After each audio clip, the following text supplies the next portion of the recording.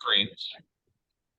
And I want to welcome both Donna and Matt to Coffee with a Purpose this morning, where we can discuss their candidacy for school committee.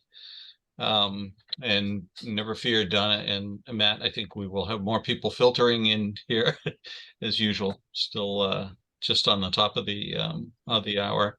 In a minute or two, we can, or we could even start now.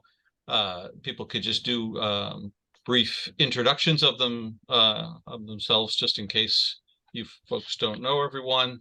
And I've given special permission for Carrie to take a little bit longer with his announcement. Given special permission, like I control anything here, to talk about an event at the end of April that he wants us all to know about. So with that, I'm Doug. I moderate the group. We've lived in Natick 40-something years, put 4 kids through the Natick school system, been very pleased. Let's see, we're Johnson, Wilson, and obviously a high school. We did go to McAuliffe with one of them. Wilson wasn't the best place at one point, but that was somewhat as much the child as the school. So the woman shielding her eyes from the sun is my wife, Sarah. Hi, I'm Sarah. Sorry that this is the time of year when this is not an optimal spot for doing meetings. So as Doug said, we've lived here about 40 years, have 4 kids, both retired. I spent my career as a hydrogeologist doing hazardous waste sites. Environmental stuff is near and dear to my heart. I've been a town meeting member for 20 or so years. And that's enough about me. I'll let someone else take a turn. Elaine. Hi, I'm relatively new to Natick. I've been here about 7 years. I sort of followed my son Josh and his wife Jean here. I graduated from Brandeis in the 4th class. I've been involved in kind of social justice issues for a long time. So here I am. I'm looking forward to hearing from both of you. Thanks, Elaine. Carrie. Oh, sure. Hi, good morning, all. I'm a town meeting member and I guess current concerned environmentalist, which leads me to this. Pat Conaway, and I expect him to join us sometime soon. He's usually here pretty promptly, but he had kind of not reassessed, brought back the whole Earth Day Festival in Commons many years ago, and I helped him with that for years. After COVID, it kind of transitioned into different things online, and then what's called Earth Day all around Natick. This will be the 2nd time in that, and I wanted to share an event that's coming up to tell some people about it. It took a long time to sort of get here. It's a repair cafe. It's going to take place Saturday, April 29th at the community center. I've helped out in Framingham 5 times as a lamp fixer, and we're starting to shake the bushes and get some more volunteers who might have some skills in helping us different things. And what I will do is I will post in the chat just a list of different types of things that we've repaired in Framingham, and hopefully we can find the same sort of people to help us in Natick. And we'll leave it at that. Look forward to hearing what you have to say. Excellent. Thank you, Carrie, very much. Kathleen. Hi, I'm Matt and Donna. Thank you for joining us. I'm Kathleen Donovan. I've lived in Natick 33 years. I was a librarian by profession. So when I moved to Natick, the obvious thing to do was to get involved with the library as a way to connect with the community and maybe make a contribution. So I joined the Friends group, was with that group steering committee for years. And then when an opportunity presented, I got myself elected to the library board of trustees. So I've continued in that role. I'm a candidate for re-election. I love the library and I love Natick. Thanks, Kathleen. Bill?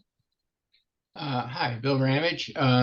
Shout out to Carrie for the repair cafe that I'm involved with Eco Natick, which last year when we sort of resurrected or kept Earth Day going, Pat resurrected it. We're trying to keep it going. And one of the things we wanted to do was have an Earth Day, have a repair cafe, and Carrie's been able to put that together, so kudos for him. Also involved with environmental issues. I have 2 granddaughters in the Natick public school system, and am interested in what you have to say. Thank you, Bill. Sally.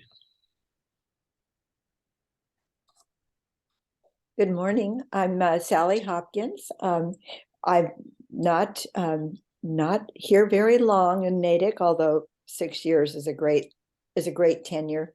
I'm really looking forward. I'm a product of California schools and school systems, and my district was. I'm from San Diego, and we were right on the border, so we had a large Union, Sweetwater Union High School District. And we had a lot of towns with elementary schools feeding into our junior highs and senior highs.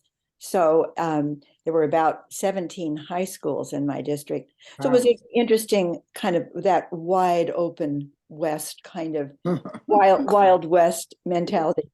But I'm really very looking forward to hearing from both you and Donna, Matt, and looking forward to the good that you're going to be doing on the board. Thanks, Sally. Rick. Good morning. Good morning, Matt. And good morning, Donna. I enjoyed meeting you on the Common and getting to talk a little bit on Saturday. I hope to see you out there. I'm sure I'll see you out there next Saturday, so don't worry about that. I'm also an Econadic volunteer with Bill and Sarah and others, and town meeting member, and now just coming on to the Transportation Advisory Committee. And so, of course, both candidates here this morning, as well as the two that were here a couple of weeks ago, Lee and Kate, are going to be participating tomorrow night in the Econadic School Committee Forum. So I hope all of you will be able to come. It's at 7 o'clock. The link is on the website. And if you have burning sort of sustainability questions, and you can hold them for that, or let us know before that, and they don't come out this morning. This one's just a wide open thing, so we're not here to hijack the agenda of this little conversation. Thanks, Rick, and thanks for reminding folks about that forum. Pat, you got to come off mute, Pat. There you go. Yes, good morning. Nice to see you, Donna. Matt, thank you for joining us. Look forward to our conversation. And I'm just sort of the Natick, the old emeritus trash and trails guy. I love the way you describe yourself. Brinley. Good morning. I know both Matt and Donna. Good morning, guys. Glad you're here. I'm a 23-year plus resident of Natick. 2 kids still in the school system.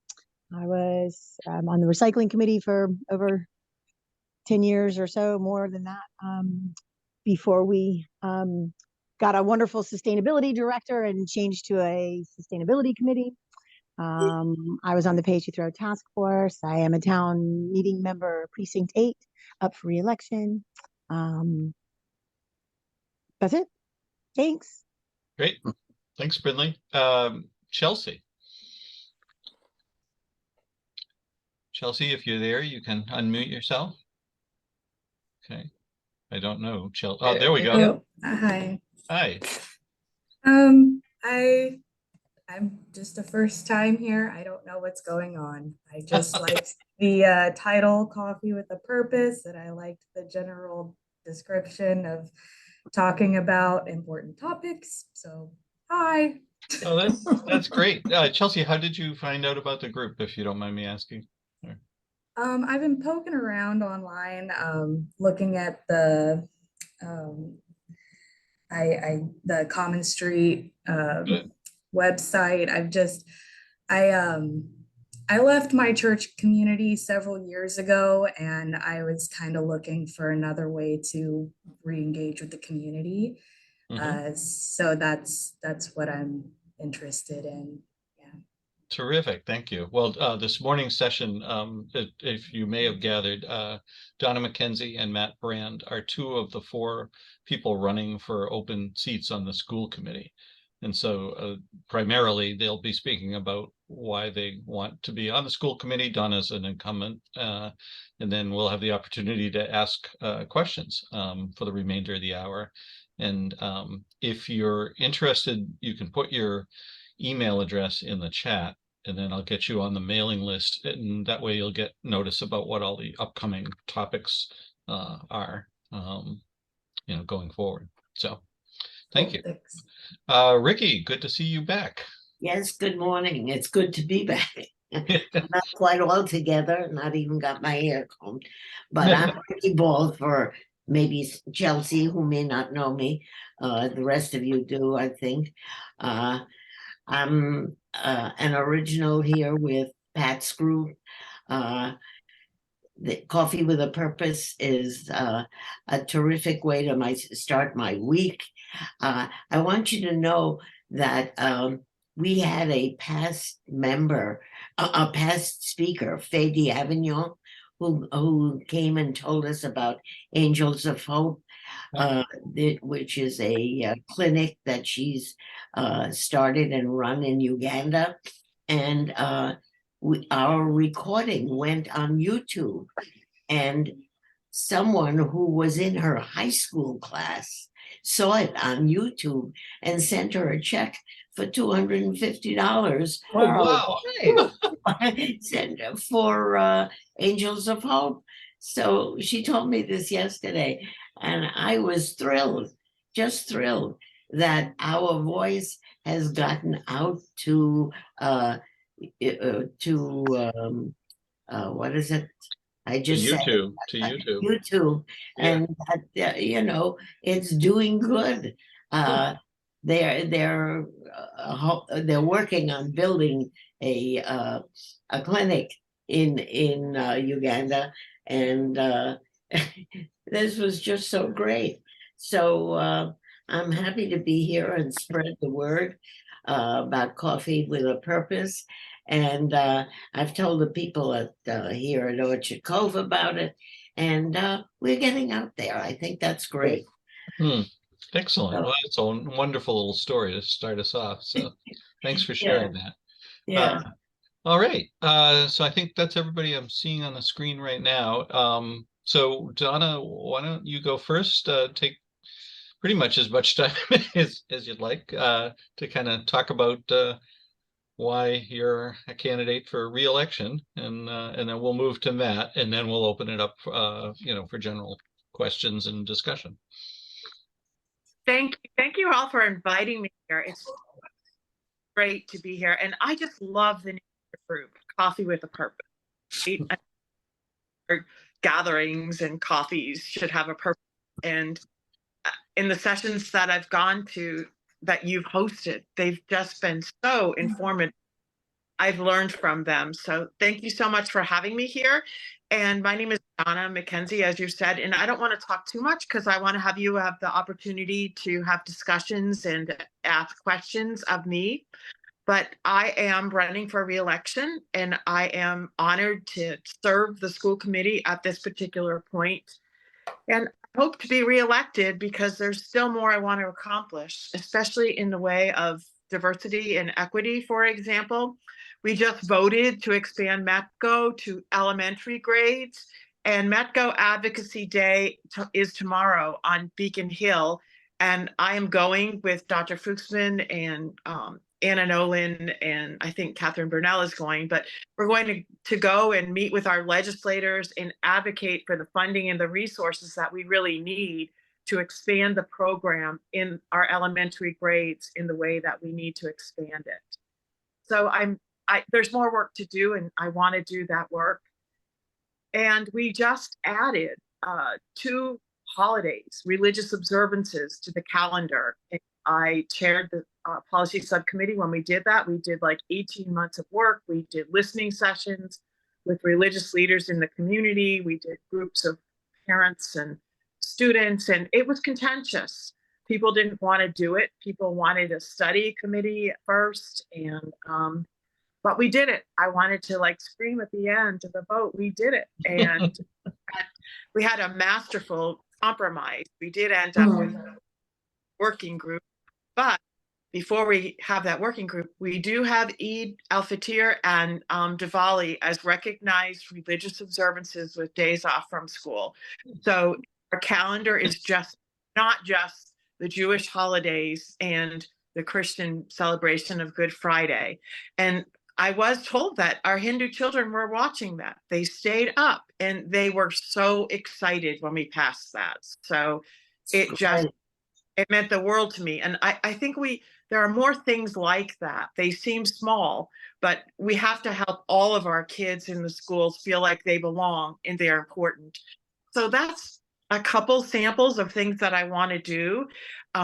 And I've been on the start time committee for the schools, and we've had meetings, lots and lots of meetings with 10 people from the faculty and staff, 10 people from administration, and that's even more contentious. I said to Julie McDonough, I said, if you thought the religious holidays were tough, hold on. This is and this has been looked at before, and it's been unable to be changed. But I feel like I have unfinished business with that too. And if I want, whatever we do, I want us to do it well. And I don't want us to run roughshod over the community members. And many are concerned about daycare, for example. And I'm a strong feminist. So no, I do not want to force especially our women into situations where they're unable to work because there's not available daycare. So these are some of the things that are near and dear to my heart. And I'm an educator. I'm a lifelong educator. I've taught at Cornell, I've taught at Fordham, and I presently work at Babson. I have a lot of experience with college kids, so I know what high school kids need for them to succeed also in college. And the beauty of public schools is that they really are for everybody. And it's really about making us all good citizens. So whether a kid goes to college or not, we want them to be able to have the tools for a happy and flourishing life ahead of them. So I think I'm talking too much. So I'm going to, I really do want the discussion from your group. So thank you so much again for having me here. All right. Thank you, Donna, very much. Matt, let's turn it over to you. I mean, Donna, if you thought that was talking too much, just wait. I have a 45-minute presentation I'm about to do. So to echo Donna's sentiment, thank you for having us. And thanks to Donna for sharing the time with me. This is a great group. I have listened to a number of these. Like Ricky had said, it's just a nice way to start the week. We did see a Jay appearance briefly, and I wanted to wish him a belated happy birthday. He recently celebrated a birthday. So I figured I would give my story quickly, because I think a lot of people actually who know me as like a nerdy software engineer, and I am that proudly.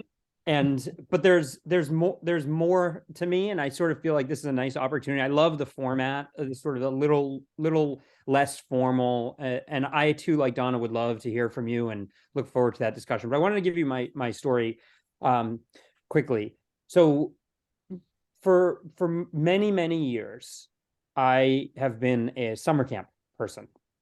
I went to summer camp at a place called Cmte in Brookline, New Hampshire, which if you're familiar with southern New Hampshire, is just west of Nashua on the southern border. I started going there in the 1980s. This is the place where I ultimately met the woman who would become my wife. When I met her, I was not cool. And she was very cool. And so therefore we never spoke, because that's just how it goes. It wasn't until I think 12 years after that we reconnected. This summer camp is the place. I was a camper. I was a counselor in Israel. I was a counselor at camp. I was an assistant head counselor, a head counselor, ultimately the director, full-time director of this camp. And this camp is responsible for around 500 or more kids each summer, plus over 100 staff members from all around the world. It's the place where my daughters currently go to camp.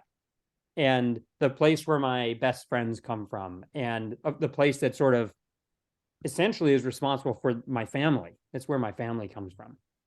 And so the camp part of me and the training that I've had at camp is a huge part of my life.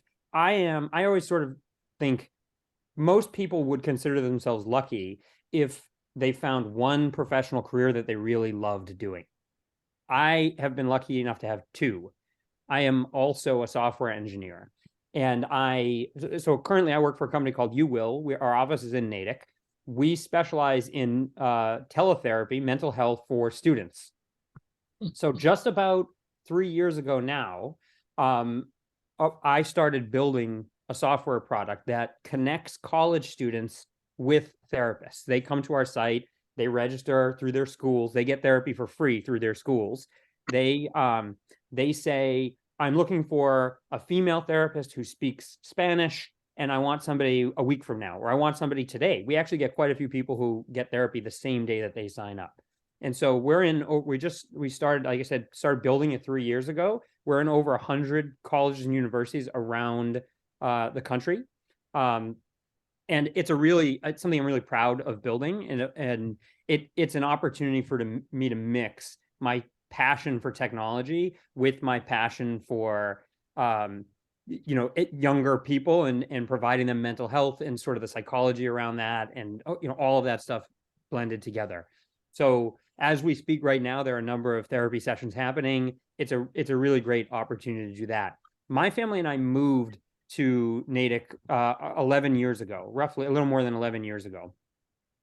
My daughter, I have two daughters. My older daughter was just about, a months away from starting kindergarten. So that's why we wanted to move to Natick for the schools. That same daughter is a freshman in high school right now. Her birthday is the end of this week. So just so in case anybody wants to send her a gift, it's the end of this week. My younger daughter is in 8th grade. Her birthday is in 3 weeks. So they'll both be in high school next year. The reason I got involved in town government so many years ago is a less happy story, but it has turned out to be a good thing for me, and I think for the community. A very good friend of mine, and this is why the camp part is so important. This is a friend of mine since 1988 from the very same summer camp, is a Natick resident. They lost a son. A son tragically died at 18 months old. The next day after that happened, I went over to their house with my wife. He and his wife met at the same camp that my wife and I met at. So we were over there the next day. I was getting constant text messages from friends. What can we do to help? What can we, people wanted to know what they could do to help. We were over there the next day and I asked them, what can we do to help? They said to me, we heard rumors that there was a dog park project in Natick. Why don't we see if we can get people to help with that? That afternoon, myself and this person's brother went to town hall. It was the first time I was in town hall. And this is a little silly. We sort of roamed around the building. I had no idea where to go, how to find any information. We went and we found somebody and we said, I heard a rumor there was a dog park being considered or something like that. They pointed us to somebody named Kelly McPherson. I'm sure some of you know Kelly, who runs Fido, and Kim Condon, who was a big part of that. That's how I met the Fido folks. From that moment, I started attending select board meetings. It was called the Board of Selectmen at the time.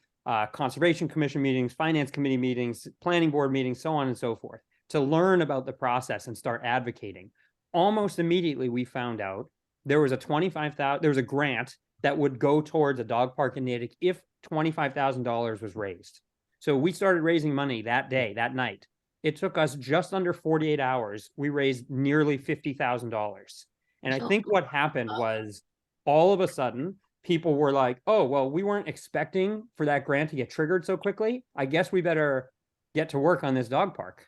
So it took a lot of meetings, a lot of meeting people, talking to people. As I'm sure you can see, spoiler alert, where this is going, Eddie's Park, named after Eddie, who I should say hated me for the first 12 months of his life, but something happened on the 13th month where he loved me. And I actually think it was my dog, who is sitting right off camera here. And so we got Eddie's Park built. It's a wonderful resource for our town. In the process, I met a lot of people. It was on a train ride to Boston for work one day where I saw somebody who was sitting on the select board at the time, Josh Ostroff, who, and I went up to him because I figured this is a captive audience. He can't go anywhere. We're going to the same place, right? I'm going to introduce myself. And I did. It was not long after that I was appointed to something called the Information Systems Advisory Board, which I'm sure many of you don't know. It's like an IT board that advises the select board on technological things in town. After that, I was appointed by Frank Foss to be a member of the Finance Committee. And I was on the Education and Learning Subcommittee there. I learned a lot about the budget process, spent some time on the Finance Committee. After that, I went to I don't think it was called the Citizens Academy, but it was an event at the library where people could go and hear from people who were serving about different opportunities in government. This woman, Firkins Reed, who was currently serving on the school committee, was sitting up at the table talking about the school committee. I looked to my left. I didn't know who she was. It was Donna.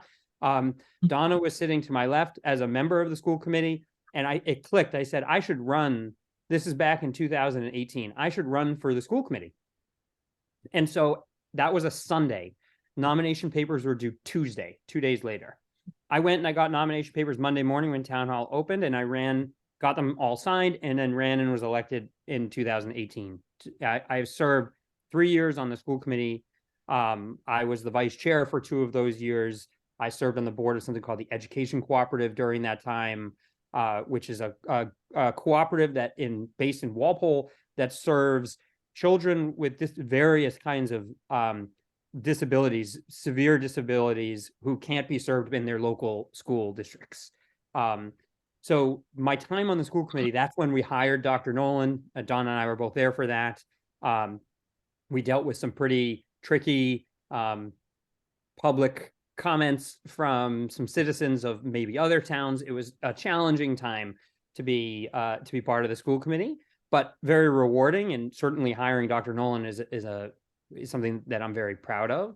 After my time on the school committee, I served on Bob Rooney, who was our interim town administrator for a while, asked me to be on the town administrator's advisory committee. And now, because I heard this mentioned, I think last week when you were with Rich Sidney, now I serve as the vice chair on something called the Town Governance Study Committee, which we're studying Natick's form of government. We've been at it for just about a year. And now I'm running for school committee again, of course. Like Donna, I feel like there's a lot of work that I can help with. And my engineering background, my empathy, my child psychology background, my education, all the things, my style, my leadership approach, all of those things combined, I think make me a really valuable asset for the school committee. I would love to hear your questions and answer anything that I can. We are a week away from the election, so I would certainly like to say I would encourage everybody, if you don't have a plan to vote, to please make one, to tell your friends. I think democracy is a wonderful thing. The more people who vote, the better. And it goes, I should say, spring officially starts in approximately 2 hours and 5 minutes. So this is the time of year. See, I have this light, same thing, Sarah, as you. I had to install this because I get this like God light that comes in from the side. That's my story. And so I'm happy to sort of answer questions.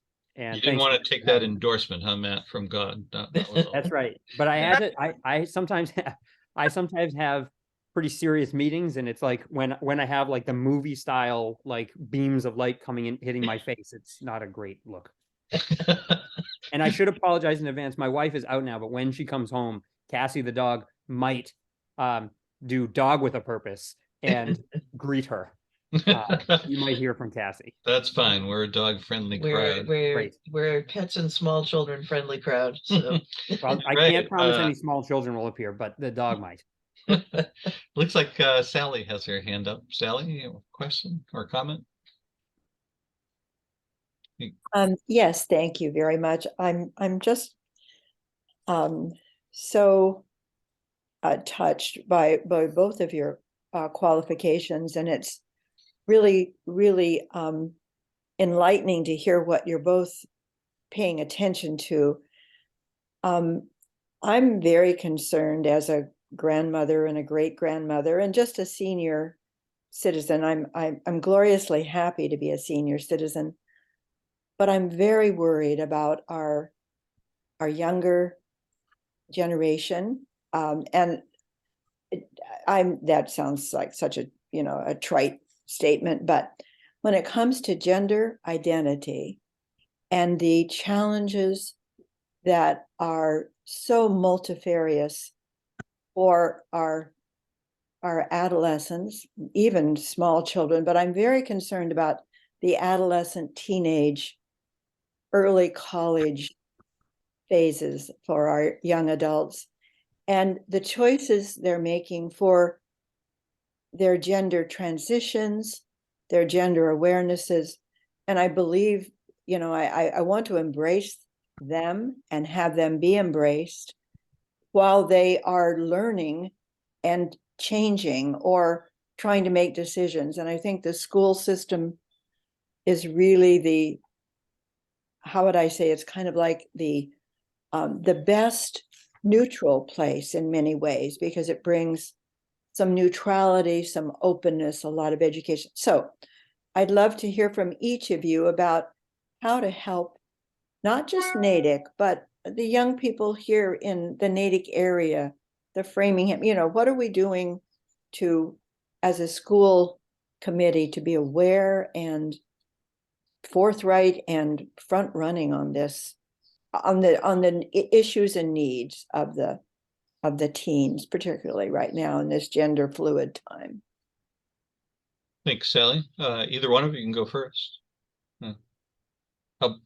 Donna, would you like to go first?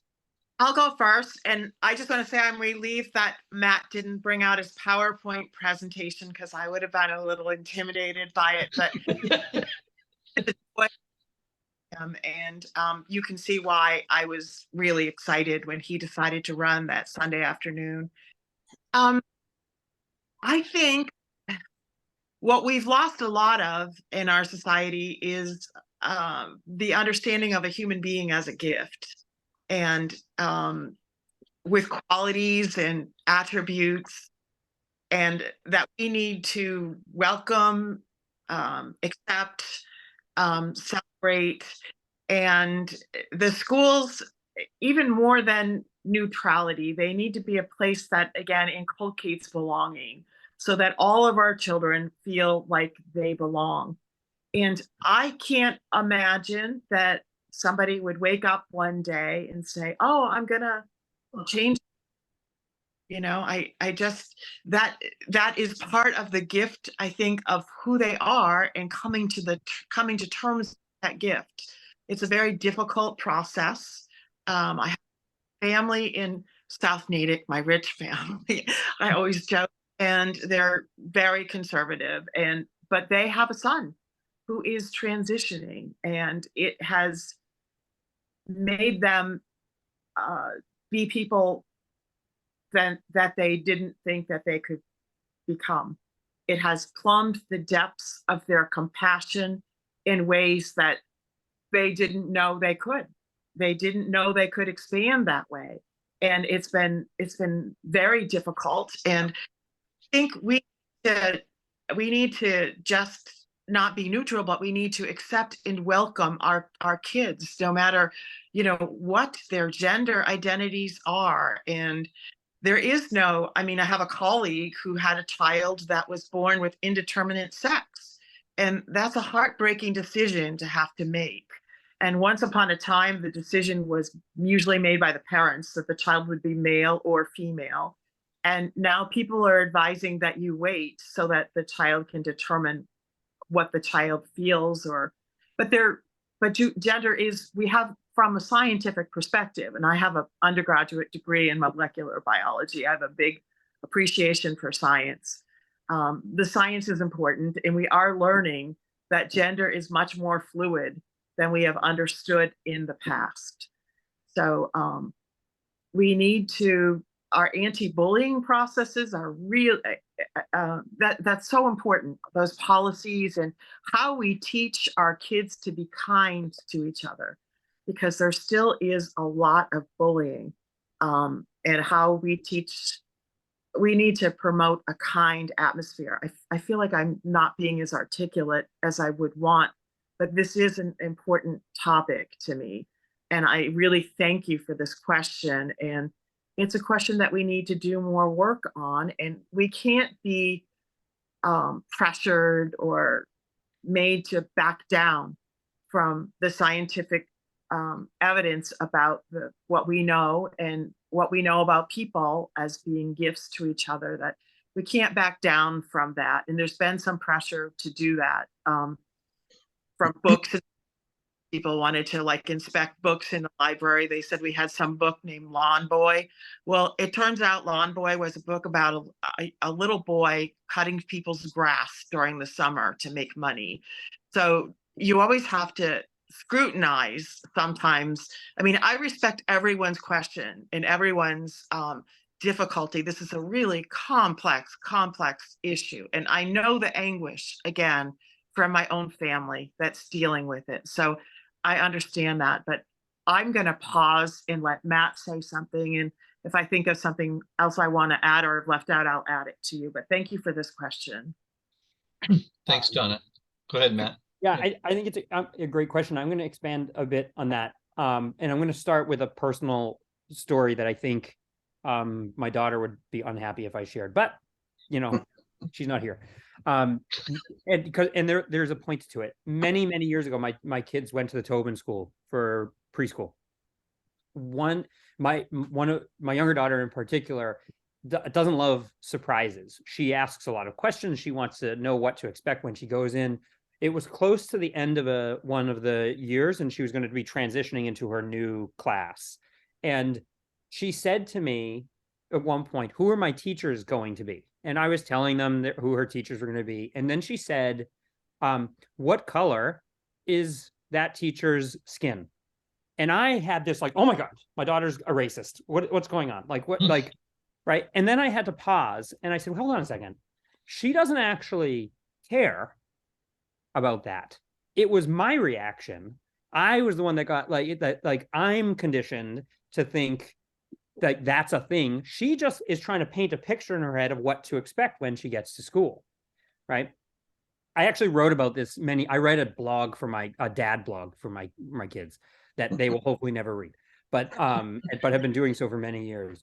The point the reason I'm sharing that is because I think all the things that Donna said are 100% accurate, and I agree with. There's a lot of education to do and a lot of support to provide for our students, but I also think there's a lot of education and support to provide to parents and to our community. I think that we as a district can do a better job of including families. And I don't just mean the people who have kids in the district. I mean, as a community. The schools are obviously a big part of our community, but everybody here as a town, we can do a better job of making sure there are programs, there are opportunities, people know what kind of education is happening. The second, I think it's, Donna can correct me if I'm wrong, the second strategic goal has to do with like systemic barriers and equity and things along those lines. And one of the things that's in there is like we often hear about more inclusion. And Donna used the word a bunch of times. It's not just about inclusion, it's about making people feel like they belong. And it's not just gender identity, it's cultural differences, religious differences, all of these things. I'm Jewish. We like, it's not the same challenge. Of course, I'm a cisgendered, heterosexual white man. It's like a privilege, all the privilege that I get. Like I certainly don't face the same kind of challenges that other people might face. But I think we have to do a better job of making sure everybody understands everything that's happening to the best that we can, right? You do more outreach, more programs for people. And that ultimately, so like the holiday work that the school committee just voted on, which has very little to do with gender identity, but is something that brings more people under the umbrella and talks more about belonging and more about inclusion. And the more of that we do will lead to more of that. And step by step, incrementally, we will bring more and more people under our umbrella. I think that is our goal. That's been the sentiment that I feel in town. I know we have a lot of work to do still, but I think people's intentions are good largely. And I think if we work together, we can continue to sort of help more and more kids. The last thing I'll say about this is I talk to my kids about this specifically. I ask them, like, what is your level of awareness about these types of things in school? And they sort of, as teenage girls are off to do, like, roll their eyes at me. And they're like, Dad, we don't, like, everybody in our school we're all friends. Like, it's just like, it's less of an issue for a lot of these kids than it is for us. And it's like, I think a lot of the work has to be the us. And I hate, that might be hard for some people in town to hear, but I think we all have to do, the adults have to do quite a bit of work here too. The kids are ready. They're open-minded. Generally, they're ready to do what they can do. I guess my question is, are we all ready to put the work in? I know that's a little bit of a challenge, but I think that, I think that's how I feel. So. Can I just that? Yeah, go ahead, Donna. That we've had to deal with some egregious examples of anti-Semitism and racism in our schools as of late. So it's just not on gender issues. And I do think that the kids are more ready than the parents. And Dr. Nolan has been like genius in how she has responded to some of these incidences and tried to bring education into it. But our kids are just reflecting the divisiveness in society. And so I think I want to echo what Matt said about outreach to parents and to others in the community to try and let's try to be educated together, to try to be better human beings together, try to learn more together. How we can increase even in our town, our sense of belonging with each other. It matters. Yeah. Yeah, Ricky, let me get to you in just a second. Bill and Pat had their hands up, and then we can. Yeah. Sure. Bill. Hi, thank you. Yeah, I have 2 or 3 tough questions that I want to throw on the table. The first one, the first one's less critical but important, really important, and that had to do with start times. You talked a little bit about that, Donna, and my knowledge of that is limited. It's that it's really important for the kids not to have to get up at 6 o'clock in the morning. And so I've heard it from the perspective of it's better for the kids. So that's sort of, I'm sure there's much more to it, but that's my limited knowledge.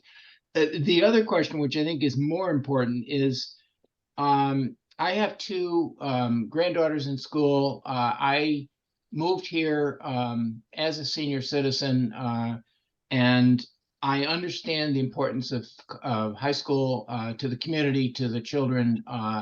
It's really important for a lot of things. But I'm also a senior citizen on a fixed income. So the question there is, how do you balance getting the best possible education and still keep the taxpayer from drowning? So those 2, I don't think they interrelate, but maybe you can use technology to help with some of that. So I'll let Matt address that. Thank you. Shall I? Sure, go ahead first. Yeah. So I'll give you my perspective on the start times, and Donna has been part of the discussion, obviously on the committee. The thing that the science is pretty clear, and I think Bill, you sort of touched on that. The benefit for students, particularly high school students, is no one's refuting that I know of. The challenge for me, and I am supportive of the right kind of change.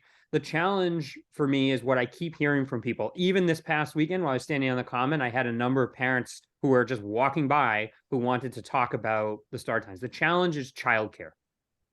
And there are logistics challenges around transportation that have to get solved. But in terms of the way people seem to be feeling, it's about childcare. If high school starts earlier, or later rather, and elementary school starts earlier, parents who have elementary aged kids will need to figure out additional childcare after school. For me, my daughters both next year will be in high school. And this, by the way, just so we're all on the same page, the proposed changes would not take effect until the 2024-25 school year. So not this fall, right? So at the time that a change could potentially happen, both of my kids would be in high school. They can come home, they can unlock the front door.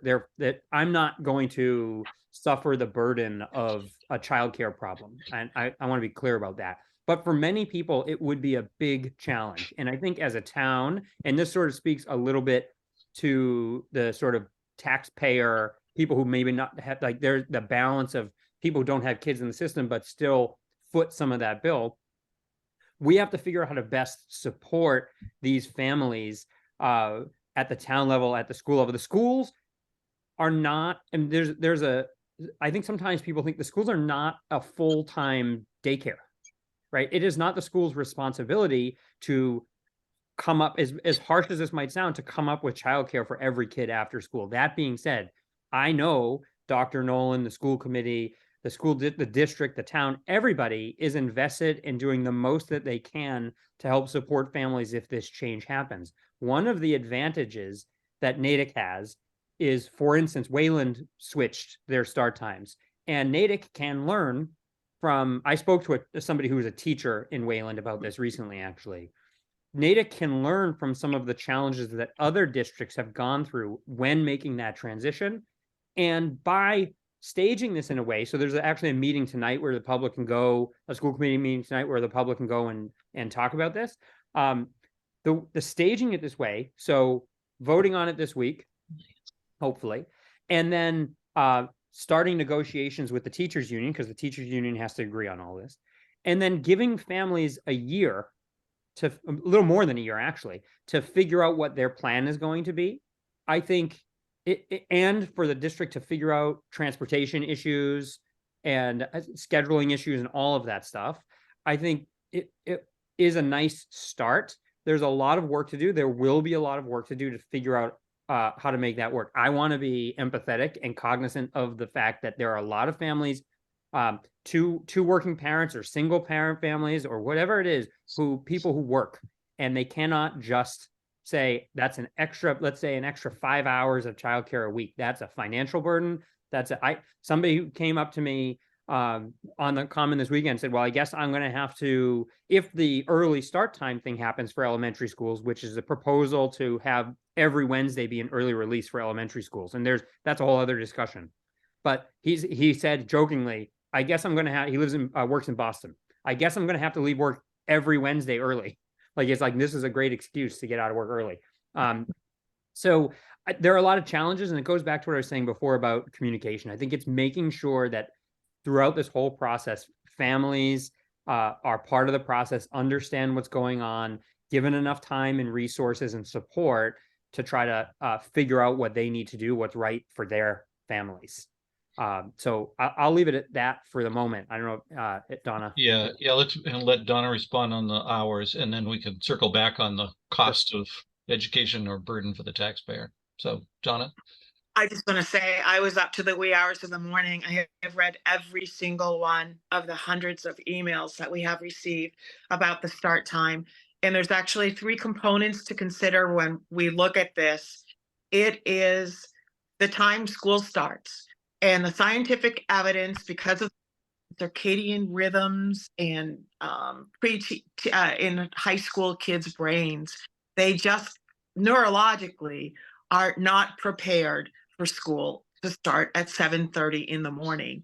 Now, that's not the case with elementary school kids. Elementary school kids are more up and at 'em earlier in the morning. So that's one decision. Another decision is, do we have a release day once a week in elementary school? And that was proposed because of planning that came out of teacher negotiations.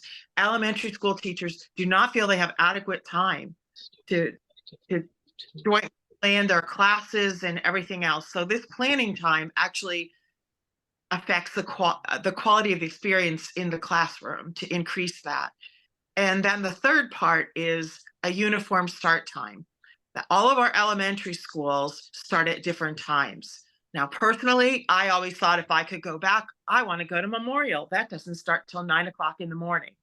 But that's actually better for like high school students, right? If we could do that. So what I want to say is it has 3 components, and they don't all have to be lumped together. They don't all have to go together. We can listen to people, and it's like reading all of the anguish about childcare. I know, I understand, and I'm hearing it, and we also were kind of caught off guard when the owners of the childcare facilities emailed all the parents, and they really have gotten them terrified that they will not have childcare options. And the process that we are engaged in, this has to go to negotiations next, so that teachers can thoughtfully consider, and it can be negotiated what's possible, what's not possible. And in that negotiation is also consideration of daycare. Consideration of daycare also comes afterwards. So it's not, we're not running roughshod, I hope, over that process. And it's a long process. This is not done until it's done. Yogi Berra, it's not over till it's over. And it's with this, it's a very long, exhaustive process. And we have to do what's best for everybody. And I think we're trying to do that. One of the emails I read last night was from my next door neighbor, whose 2 children I have known since they were born. And I understand the anguish that some of these options are going to present. And I'm prepared to, again, just sit and listen to what people want and what people think. But I think we can't be premature about it anyway, because we're smart and we're creative people, and we can come up with interesting solutions, right? We've done it in other towns, for example, where they've had these release days. Their daycare providers have stepped up, increased their hours, expanded their access, and it's happened, right? Because they're businesses, and businesses respond to the needs of the people that they serve. So this is really complicated, but we have the best interests in the well-being of our child. I think everybody in this discussion shares what is best for the kids. Thanks, Donna. While you have the floor, do you want to move to Bill's second question, which I guess generally was about the overall tax burden and cost of good education here? This is a really important question. And our community depends on empty nesters, and we depend on our senior citizens. And there's no way young families foot the bill of what it costs to educate their kids in the school. You'd have to have a house that was worth, what, $1.25 million. It's probably higher now. The taxes on a house that's 1.25 million would maybe foot the bill for one kid in the Natick school system. So we all depend on each other, right? I mean, my parents depended on the rest of Natick to get me through the Natick schools, and I went through them from kindergarten all the way through. And they always had a strong appreciation for education. And my father never voted down an override, even when he should have, really, because we were living on the edge. I was taking care of him in his dying days, and resources were limited. And he said, no, if it's for kids, if it's for the schools. I understand deeply the tax situation, and the school budget's over 81 million this year. It's the lion's share of the town budget. I think that we have a responsibility to the whole town to justify what it is we are asking for in that budget, interrogate it to make sure that it absolutely is needed. And I think Dr. Nolan, again, has done some interesting things. She's created a superintendent's brigade, so that if there are disabled people, for instance, you can't shovel your driveway, because you just can't. You physically can't do it. You can't afford a plow. She's got kids that she can call, and they'll be like right over.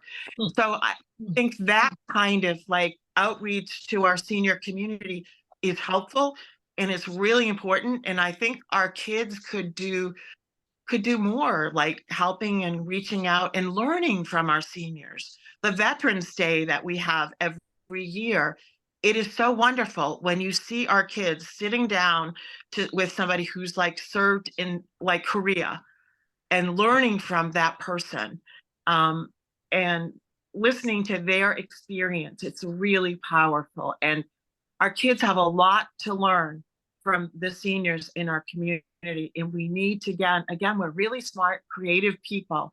We need to make that happen. Maybe we need to make the whole town be like this camp. Is it Tevye? That Mark, tell Matt, I need to go to that camp. But there's very beautiful about that in the aspects of belonging and everything else. And I think we need to do that, and we need to be very careful with our seniors. We don't want to push people out of our town because of the taxes. We just don't. They make it possible for our kids now to enjoy school. So we all live together here, and we need to help. Not the best answer, but yeah, important to me. Just know it's important to me. Yeah. Thanks, Donna.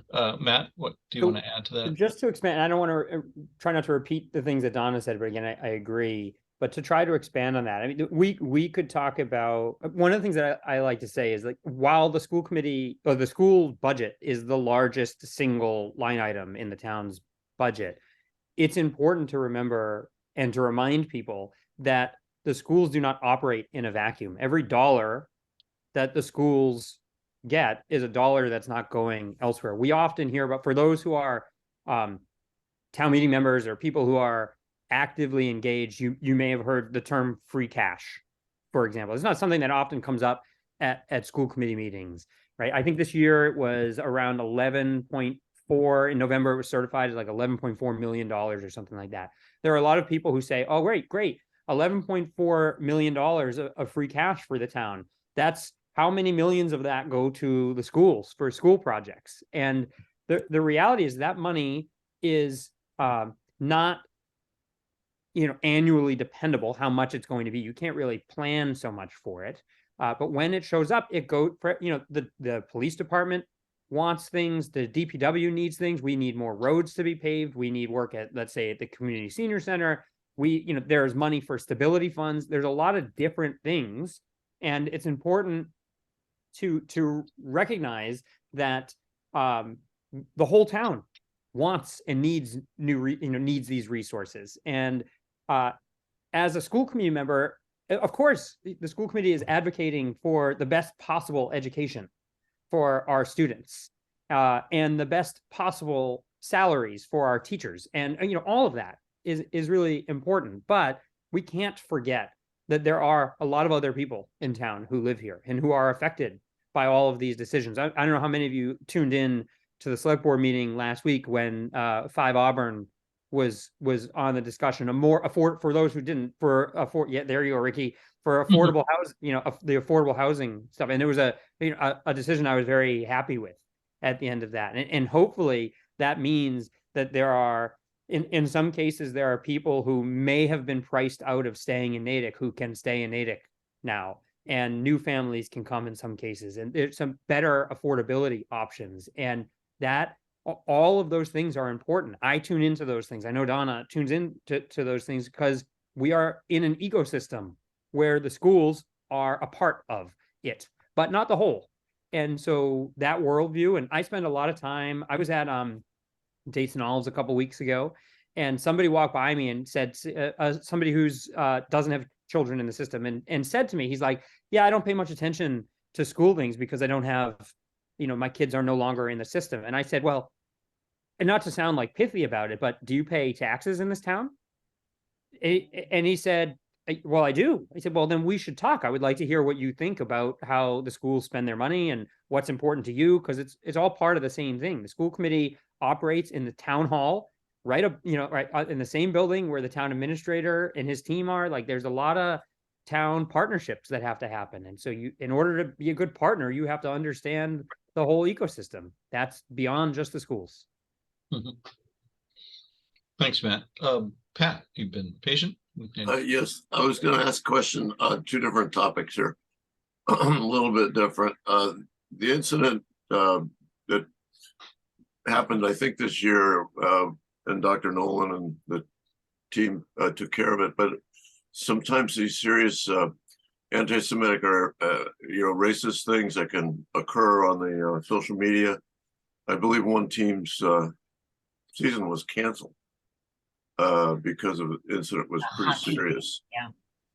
And I was just curious, as you folks have to deal with these things, and they're pretty unpleasant, but they're pretty important teachable moments, I suppose, for students and the whole community. And just curious about your comments on that. And the other thing is, I didn't know if I was hoping that Massachusetts school lunch funding is going to continue for the kids in schools throughout Massachusetts. Is that true? And I think it's been a great thing, of course. It was a COVID type thing, but I didn't know whether that's going to be maintained or not. I'll respond to the whole season was not canceled. The season was suspended while an investigation was held. And you might think, why is the whole team being punished, right? But a team is a team, and they wear a Natick jersey.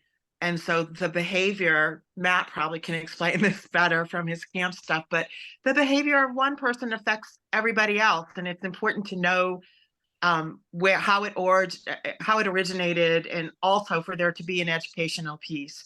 Again, I'm not her press agent, I promise, but I commend Dr. Nolan in this, because she had the Anti-Defamation League come and worked with the team, and there's an institute at Northeastern that did a 2 half-day workshop with the team, educating them on the effects of racism, anti-Semitism. And then the team had to go back and meet with Dr. Nolan and the director of athletics and convince them that they had learned from this experience and this kind of behavior would not be repeated.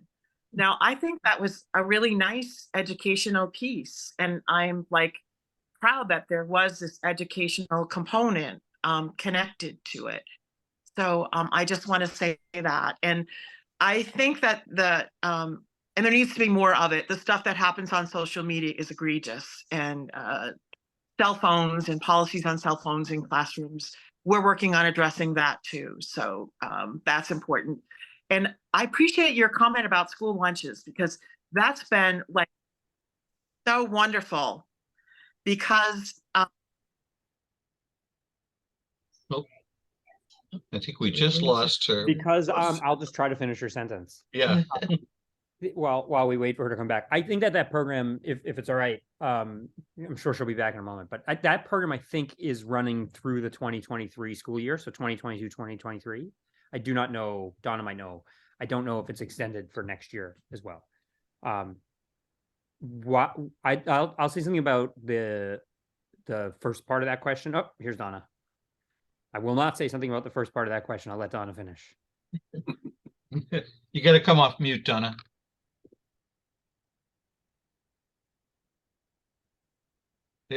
Still on mute. There you go. Okay. I'm so sorry. I had a phone call from a dear elderly friend, and I thought that I had ended it, and he's having surgery soon. So I apologize for the interruption. But I was saying that I think that school lunch is important, because there's also a stigma. If you don't have money, if you're a kid, it's tough. It's tough to come from a low income family if you're a kid, right? I mean, there's so many visible signs of that, from clothing to everything else. And so for somebody to know that you're on the free lunch program, or that you can't afford your lunch on a particular day, the free lunch program has been a godsend. It's been an equalizer. And it's also provided free breakfast. And it is continuing at this point, and there are efforts underway to ensure that it does continue going forward. And I'm hopeful that as we go forward, as Pat said, I just think it's an important program. Our kids can't learn well if they're not properly nourished. And that's always a hard thing to get kids to eat breakfast. Thanks, Donna. And Thank you. Matt, do you want to add to? Yeah, just to add to that, the last thing I'll just add to what Donna just said there is those 2 meals that a lot of these kids get are perhaps the 2 best meals that they are getting in any given day. It's really important to make sure that that those kids get fed, but that there is no stigma attached to it. And one of the ways to make sure there's no stigma is if it's free for everybody, right? If you can continue that program and then nobody knows like who's who. On the first part of that question, I think, and I again agree with all the things that Donna said. One of the things that I remember, and as a parent in the system, I get all those emails and I see that, and I know that there were a lot of people who were really upset about that process, and there families of the people who participated on that team. I hear all of that. The reality, if we're being really honest about it, is if it wasn't handled that way, then the opposite people would have been upset. There would have been people who said, you didn't do something, right? You didn't respond fast enough. It wasn't good enough. It wasn't harsh enough. So like the superintendent job is nearly impossible to get right all the, they're just not going to be, there's always going to be somebody who's unhappy with something that you do.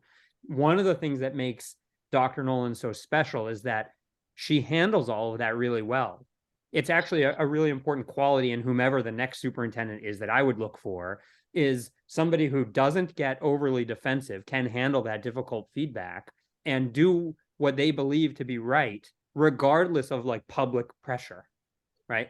As Donna had alluded, in the camp world, this happens quite often. Like the whole cabin will get a repercussion because of something that 1 or 2 people did, while there's an investigation, while you're trying to figure it out because you are a group.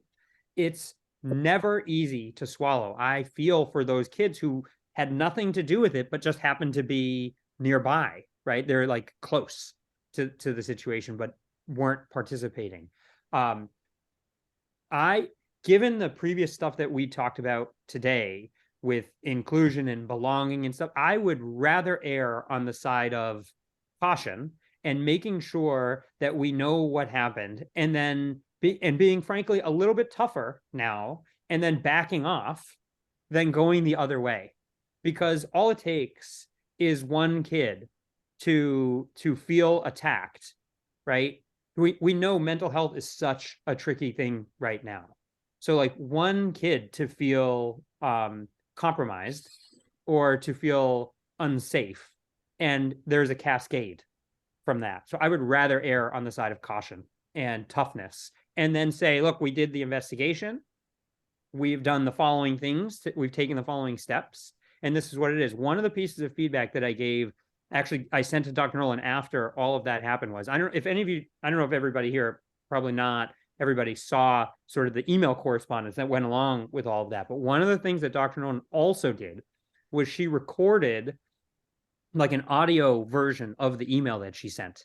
And when you heard her speak what was in the email, as opposed to reading what was in the email, like you heard her actual voice, it actually came off to me as much more palatable, right? Because it's a human speaking to you, as opposed to like me cherry picking parts of a long email to the things that sort of make sense to me, as opposed to listening to so like I sort of encourage like that type of thing where you speak about it so people can hear your voice, hear the inflection, hear your how emotionally how emotional the whole thing is, and how you're doing what you think is right. Like all of that thing is all that's I think really important. But I do want to stress, I do hear that there are a lot of people upset about that. I get it.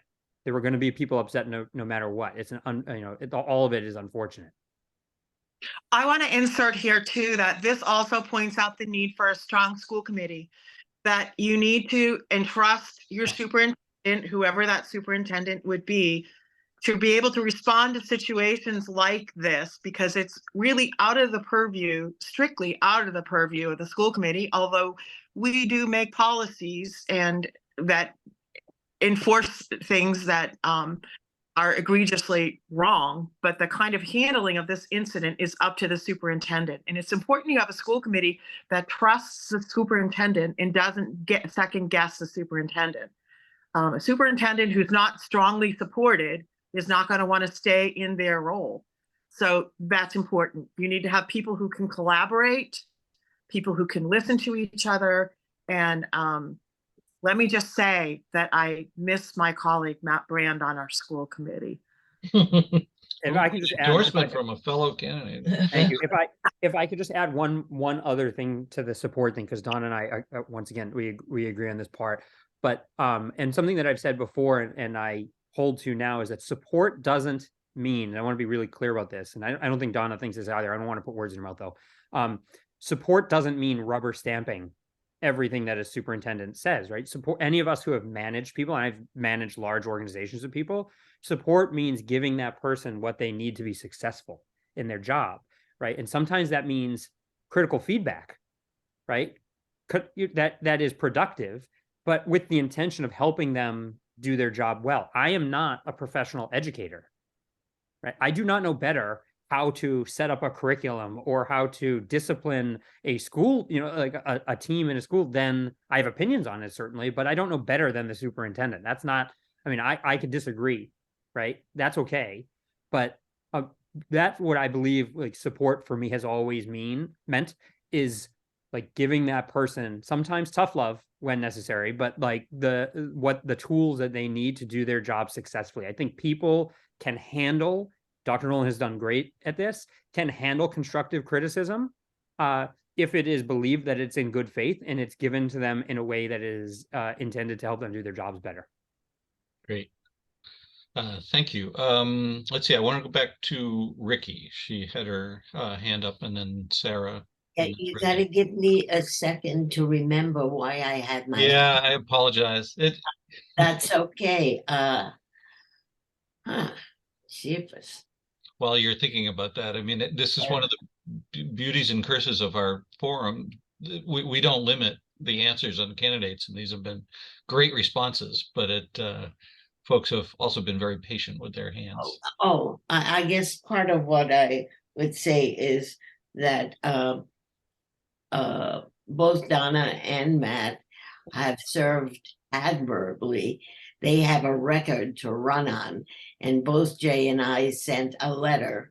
I don't know how many people we sent it to, endorsing both candidates, and I would strongly urge you to do the same in terms of your own list of people whom you discuss such things with and where you think you have some clout. Because I think and I'll be candid about this, not that I'm not in other things, but I think in this one, the vibes that I heard was that the departure of our superintendent, whom I heard personally on the subject of anti-Semitism in the schools and in town last week, was an exemplary, absolutely exemplary superintendent. We could not have done better, as evidenced by the fact that the highly that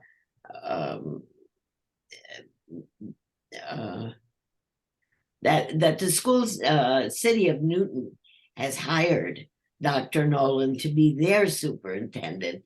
That to me is sort of like saying, well, we're the maybe we're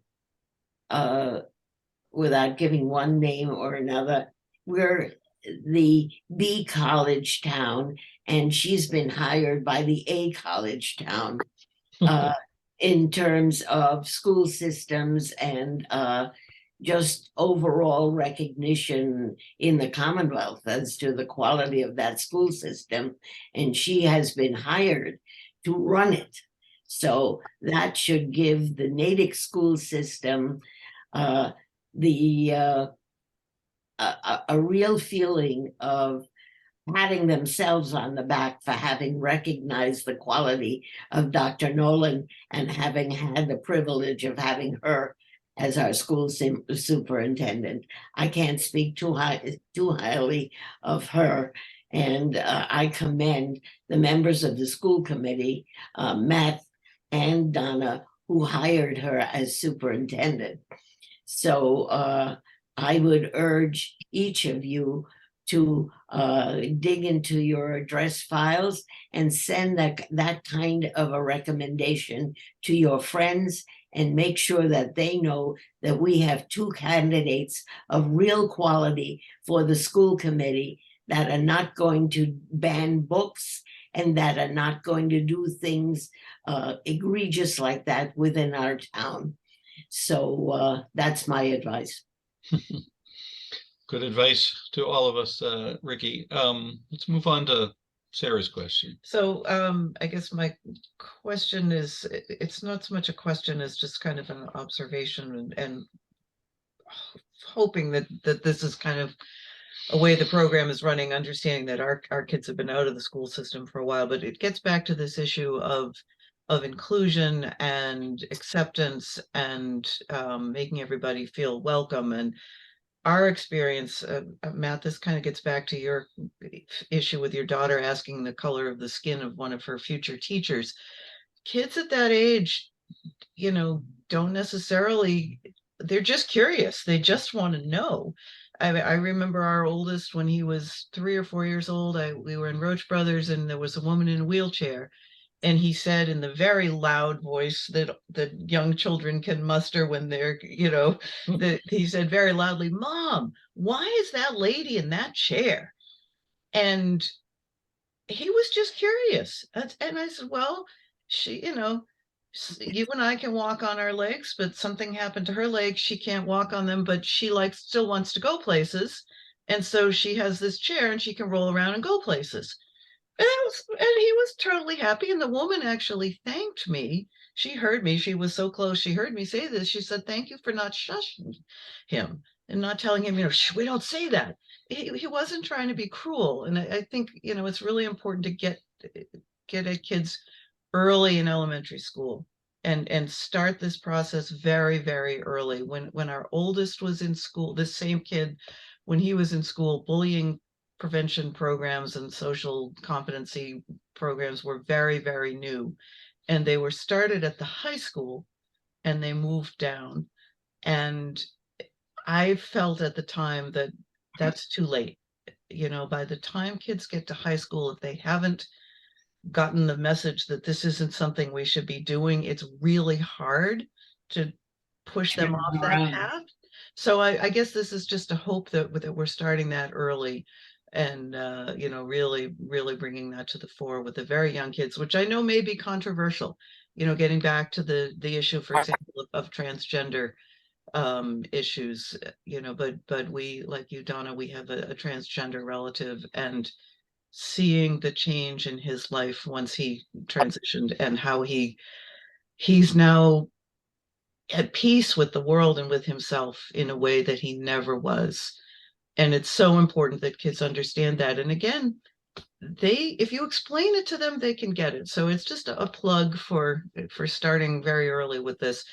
And also another thing on another topic, and I'm sorry for jumping us way back in the discussion, the cost issue with the school budget. I know when they were trying to get an override to build Wilson, this topic again came up of, older people on a fixed income can't afford this. And I think at the time they said for the average homeowner, it was $35 a year for the life of the Foundation. For I'm forgetting not an operational override. There's a term for it, and I'm having a senior moment here. Debt exclusion override for the life of the bonds to build Wilson. And a bunch of us from Johnson, got together and said, it's $35 a year isn't that much for us. Or maybe it was 70. I think it was 70. And, we've been donating into the senior tax relief, whatever they call that thing. Mm-hmm. It's like, we'll donate, we can afford the $70 a year. And I wish there were a way to hook people up maybe a little more directly to, have for older people. I'm sorry, I'm rambling here. Can we move to the Yep, candidates? yep. I'm sorry. No, it's great. So you've commented on several of the topics that have been discussed. Donna and Matt, do you want to pick up on any of those threads? Perhaps not all of them. Yeah, sorry about Just- that. I don't know. It's, I mean, Yeah. that's, I think the beauty of this is that people like, I Yeah. like the discussion and they don't have to all be questions. I think we can just sort of talk. One of the, and I think that that's maybe the point, the 4-year-old person who just says what they think there. I think there's a really interesting lesson in there. And one of the things that as a nation we have, I hate to be so like grandiose about it, but that I think we've all felt slightly losing our way with the ability to have a discourse where we perhaps can safely disagree with each other, and that's okay, right? Let's talk about these things. Let's not feel like there's certainly, we want to be sensitive, but like, let's not feel like we can't ask questions appropriately and get answers and disagree and debate and work towards a better outcome.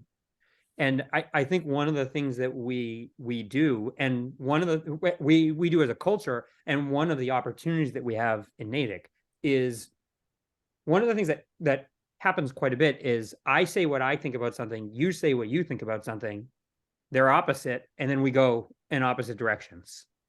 Right? That's not productive. And we do that all the time nationally now. Like if you don't agree with me, then we can never speak. That's it.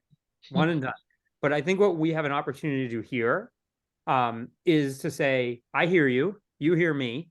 How can we work together and move forward together? And yeah, I understand we live in a progressive state and we live in a progressive town. And I think we have an opportunity to sort of model that kind of behavior. And I am not of the mind that like Natick is going to be on the national map because of like our wonderful ability to sort of break down these barriers. But I think we have to do what we can to try to promote, not just with the like, kids do it naturally. They just say what they're thinking, little kids in particular. I did a video recently with a bunch of students, 15 students, and some of them one was not in school yet. One is in 1st grade and they go all the way through high school, and they just say whatever's on their minds. And it's wonderful. And I wish that I had the ability to just say all the time whatever's on my mind. And they don't judge each other when they're hearing each other say it. It's a wonderful thing that I think as adults, we sometimes lose our way on that a little bit. And so I think we can all do a better job of that kind of a more positive discourse. So I don't know, Donna, you want to jump in? I do. I just want to say yes. And we use an interest-based bargaining process instead of a positional bargaining process when we do teacher negotiations. And we always try to think of what we share in common. And the concern that unites us is the well-being of kids and their sense of belonging and their ability to thrive. I did a national research project on Bread for the World. And I think everybody agrees that hunger is a bad thing. But there's a diversity of opinions on how hunger should be addressed. And some people think that there shouldn't be school breakfast programs because kids should be eating at home with their families. You know, maybe they don't have a family, whatever, that's not an option for them to eat breakfast at home. And there's just a wide variety of views. But the founder of Bread for the World, and I really believe this, thought if we just concentrated on the issue of hunger and how to address hunger as being a problem, because we all shared that in common. So let's think about underneath what we disagree about, what we can agree on, and see if we can use our smartness and our creativity to address that. And I do think the point that was made about our youth, that's why we want to start MECO earlier. We want our students, all of our students, to have the experience of diversity. And younger children, I mean, that matters. I mean, this very like frank comment that, you know, when my father got to a point where he was incontinent and had to wear Depends, my nephew was just a toddler. And he said, "Oh, Papa, you know, that actually makes me feel better to know that older people can have mistakes too." And I thought it was unexpected. And I thought, what a beautiful response from my nephew. And so I think that that's important starting with younger kids is important. And there was a circumstance in which transgender and what that meant had to be explained to kindergarten children. There were parents that were outraged. And I remember reflecting on this, and we're foolish if we don't think our kids don't already know some of this stuff or haven't had exposure to this stuff.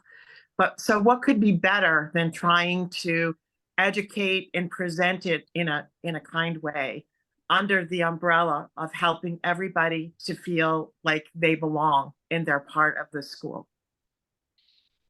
Thank you both for those. Brinley, you've been very patient with your hand, and I do have one question I'd like to ask before we close if we have time, but go ahead, Brinley. Sorry, I raised my hand way back when we were talking about school start times. Where are you? I am so sorry to bring us back to that conversation, but I actually have a real question. My feedback from the community as I'm asking questions about these decisions is truly understanding how we negotiate. I get what you were saying, Matt, about having to vote today or Wednesday, giving the community a full year to get their ducks in a row regarding after school care. And I understand that we have to have an idea before, Donna, before we go to negotiate with the unions. But the questions I'm hearing from the community with young children, because it affects them the most, is how do we go to the union with questions for negotiating if we have 4 plans on the table, one being doing nothing, as opposed to having an actual direction that we are trying to work out with them. The community is not understanding what the vote is happening right now. If the vote is just to talk to the union, how do you talk to the union if you as a school committee and as an administration don't have a priority among the 3 changes? And they are very concerned because the largest 3 options for after school care right now is Tobin, YMCA, and ASAP. And all 3 combined have said we absolutely can't handle an every Wednesday day off option in elementary school. And we won't be able to handle it even with a year's notice right now. And so I wonder how we communicate around that and how we actually negotiate with the union when we don't have a priority among those choices. Again, First. Negotiation. We do interest-based bargaining. So we listen to each other, to both sides of the negotiating team. The decision on Wednesday is simply to take the matter to negotiations. It is not a yes, it's not a no, it's simply to take it to negotiations with the recognition that a lot more work needs to be done with this, including exploring ways to inviting our partner organizations like Tobin, Longfellow, the Y, look at the ways that they might be able to expand their childcare access. None of this is a done deal. None of this is a done deal. I can assure you that as a school committee member, I'm not going to run roughshod over the needs of parents for daycare. And as I said before, there's 3 elements to this decision, and they can be separated. Start times can be changed without having a weekly release day.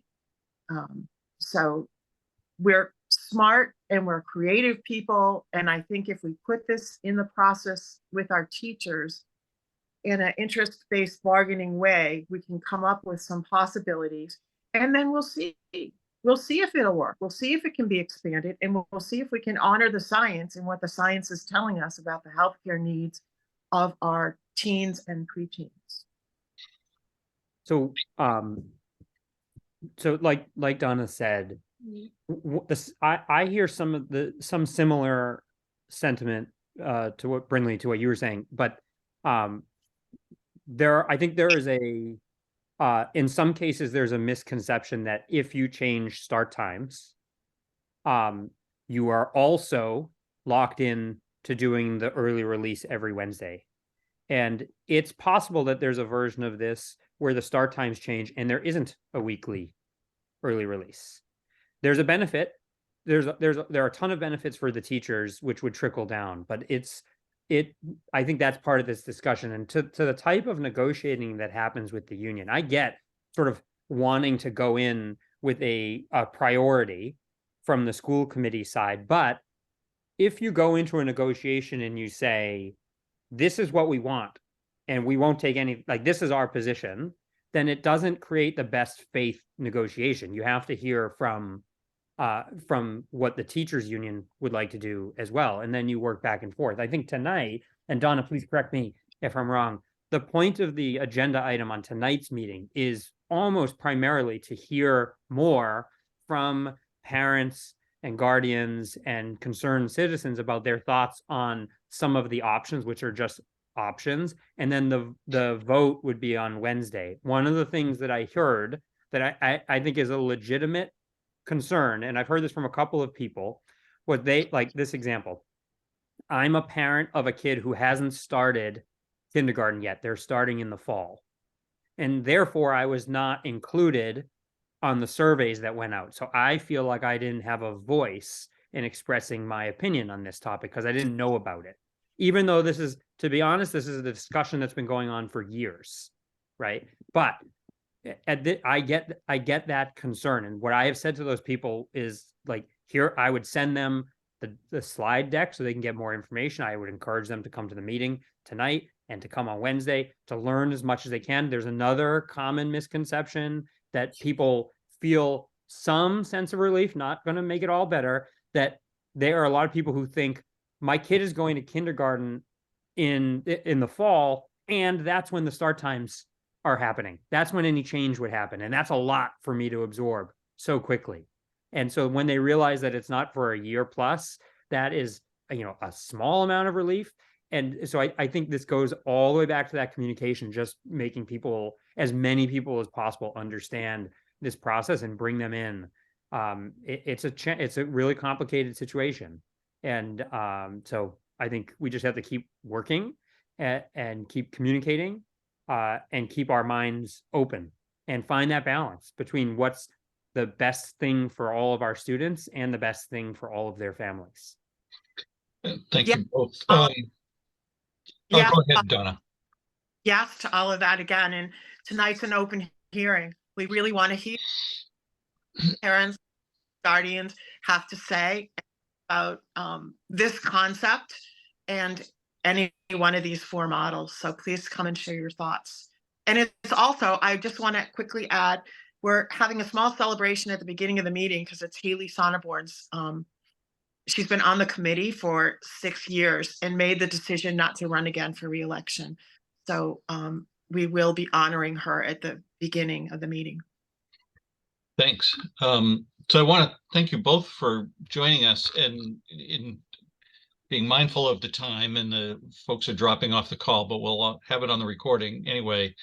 In making any closing comments, I'd like to invite both of you also just to talk about, unless I've got this completely wrong, one of the next major activities for the school committee will be the process of selecting a new superintendent, assuming that Dr. Nolan does successfully conclude her negotiations with Newton. So the vibe I'm getting is we didn't do anything wrong. She's leaving because it's the logical next step up for her.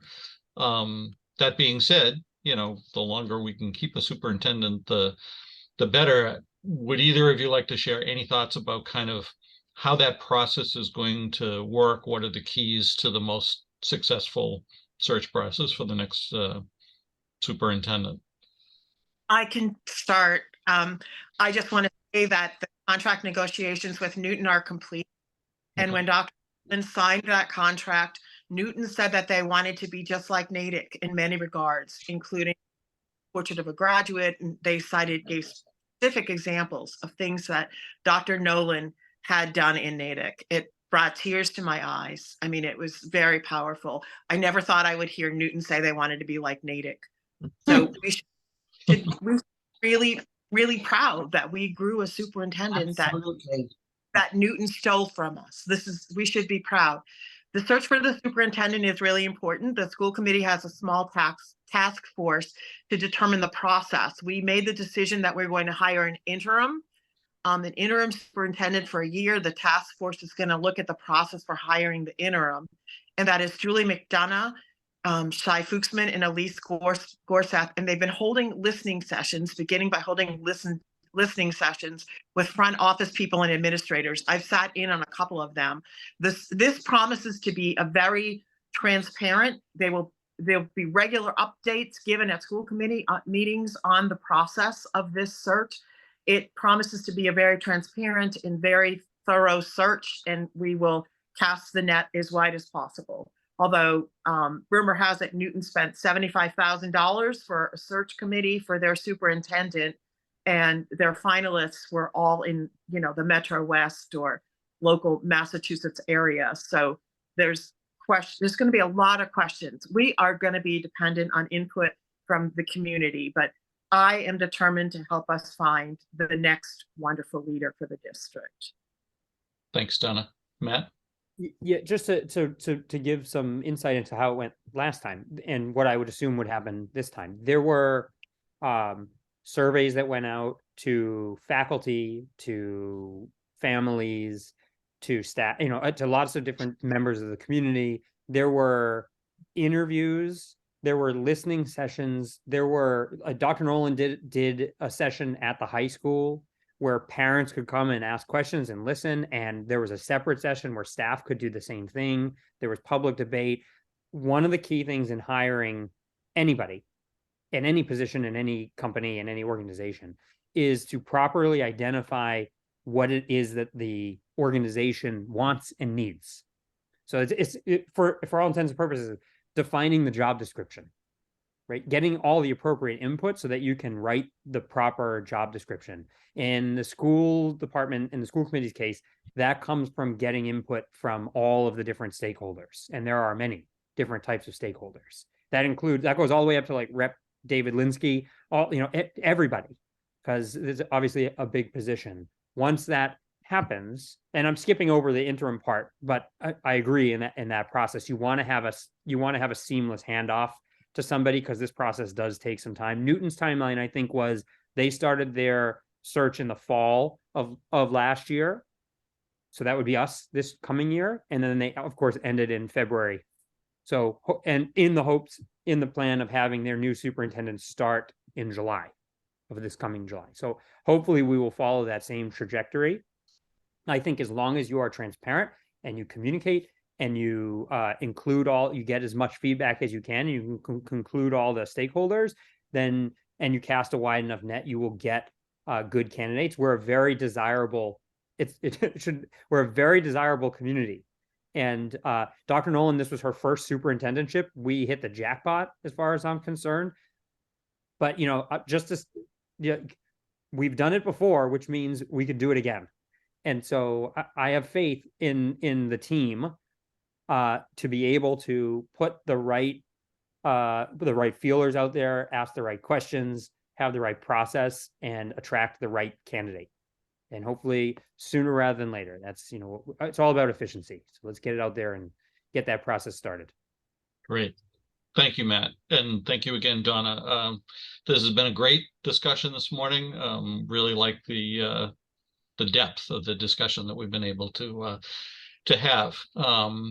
So we will conclude. I'll turn off the recording in just a moment, but I did want to just remind folks that next Monday, the day before the election, we hope to have our last select board candidate, Roger Scott, join us. I believe he's still abroad in Israel, and so it may depend on his level of jet lag as he gets back. And then we'll turn our attention to spring town meeting. We'll be having Frank Foss join us for one of the sessions. We'll have an internal discussion to talk about the warrant. And Matt, you mentioned you were on the town government study committee. I've spoken to Dan Sullivan, I believe, but we'd really be interested in having a discussion with as many members of that committee as possible, just to give us insight as to how your work has been going, any thoughts you have. So maybe we Can't can have arrange too a date many. for that.